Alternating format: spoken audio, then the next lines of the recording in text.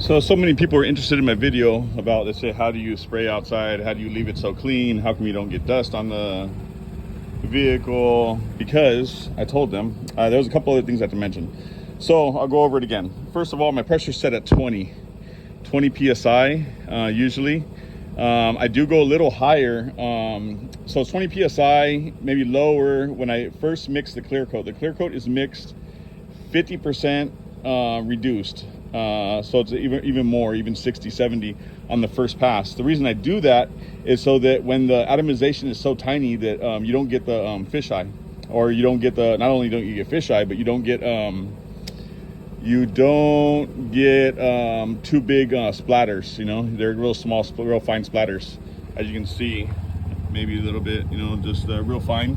So that I come over with my high solid. So this has been done with the 50%. This is getting done so that I have the super high gloss with, now I mix the clear, about 70% clear, 70, 80% clear, 10% reduced, depends, just you got to check your viscosity. So what I do is I stick my stick inside the cup when I mix it. I pull it out and I count 1, 2, 3, 4, 5.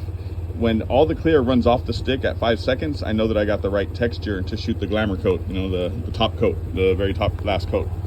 So there's a couple other things that you might notice. Right now it's probably about 80, 90 degrees outside. Say, how can you paint with, you know, these materials not drying on you? Well, the thing is that, you know, you're moving pretty fast. So I'm getting everything really wet to look like a mirror. So that's one of the things you got to do, make sure that it's really wet.